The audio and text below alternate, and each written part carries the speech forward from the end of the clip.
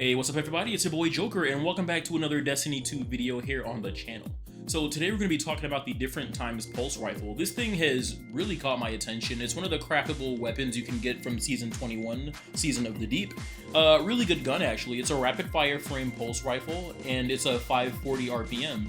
And let me tell you, this thing is a beast. I was literally playing Iron Banner and slaying the absolute fuck out with this thing. It's disgusting. So I have it crafted. Now, you can probably enhance all the perks on it. You don't necessarily have to, but I mean, you can if you can afford to do it. It's like really good. Before I get into the perks though, I'm going to go ahead and tell you guys to hit that like button and subscribe to the channel. Help your boy out, and all the, exposure I could use is good. I do appreciate all the feedback and everything I've been getting and all the, views and stuff like that. So thank you so much for that. Now let's get straight into it, okay? So we're going to be going over the weapon perks here. So first up, we're going to be talking about the masterwork of choice, and I went with the stability masterwork just because you want as much stability as you can get on this thing.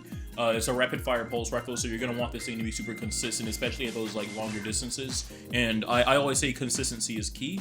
But yeah, we're going to talk about the barrel. We're using small bore. This gives you an increase to your range and your stability stat. You're going to definitely want that because, like I said, you're going to want as much range and stability as you can get on this thing.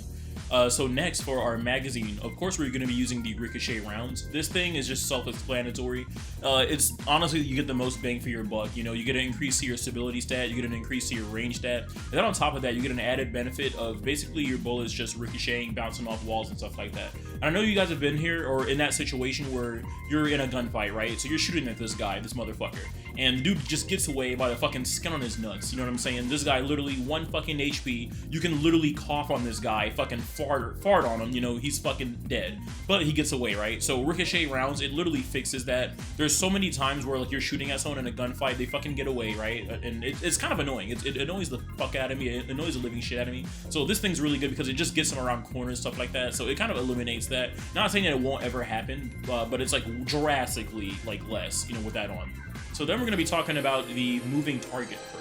This thing is just disgusting. Moving target, it's another self-explanatory one. You basically get increased movement speed and target acquisition when moving while aiming down sights. I'm going to translate that to English because it does sound a little bit confusing for those of you who are new to the game. So basically, in a nutshell, when you strafe while you're like shooting or you're aiming, so just, moving left and right, you have increased aim assist, right? Which is always really good. And you have increased movement speed, so you're strafing even faster. This thing is really good. You don't even have to really run 100 mobility or anything like that because you're just getting that fast like strafe speed with that. So that's really good. Aim assist, you want this thing to have as much as possible. It's consistency what we're going for, all right?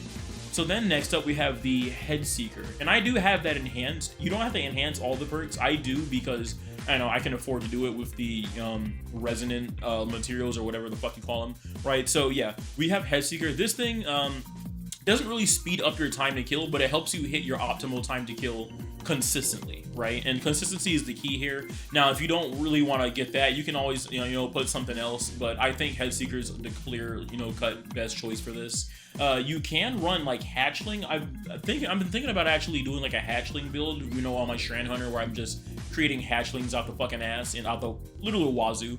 But yeah, we'll talk about that for another video, okay? But yeah, Headseeker, this thing is really good. Basically, you land body shots and it increases your precision damage and aim assist for a short time. So basically, like, I don't want to say it rewards you for missing, but in a nutshell, it kind of does. So let's say you get your burst off, right? You hit like 1 precision, or like you hit 2 precision, the other's a body. So now your next like shot, the headshots are going to do more damage. So you're basically achieving that optimal time to kill with much more finesse, much more ease, okay? And then we have the origin trait, right? That's going to be unsated hunger. Basically increases your handling, reload speed, and stability when no abilities are fully charged. In a nutshell, it sounds weird, right? Yeah, don't get me wrong. When I first saw this, I was like, what the fuck is this? But unsated hunger is actually pretty cracked, especially in trials and stuff like that, because you're always using your abilities or expending them, and then when you want the consistency for the gun, right, that's where it shines. Because like we're running kind of like low handling on this thing, so of course we're gonna run mods and stuff to like increase the handling, dexterity mods and stuff like that. But when unsated hunger is active, your handling gets like drastically increased. It's actually pretty good, and I think this is like this is like, it's cracked. Just use your abilities, play the game the way you're supposed to play, and it's really good. I mean, like you guys can see from the gameplay, this thing absolutely shreds. It's an absolute beast, a monster in Crucible, and I think you should definitely craft it, try it out. For the weapon mods, right, we're gonna be using the counterbalance stock because that reduces the recoil direction, or it reduces the recoil direction, so it's getting it as like high as you can. And right now I have it running at 67 recoil direction. I think honestly that's good enough, right? I feel like with pulse rifles, as long as your stability is like 60 and up, at least for the rapid fire frames, you're good with your stability. You don't really have to have it higher than me. I just have it like that just because. Right, and then yeah, counterbalance super good. This gun super consistent. It's crazy, and I've been just dogging on people, man. I'm not gonna lie, this thing's absolutely incredible. So yeah, that's all being said, that's the video. Hope you guys get a chance to craft this gun. It's really good. Definitely try it out in Crucible. Let me guys know what you think in the comment section down below. I want you to guys go ahead and subscribe to the channel for those who are new here, and hit that like button. Until next time, this is your boy Joker. Out. Peace.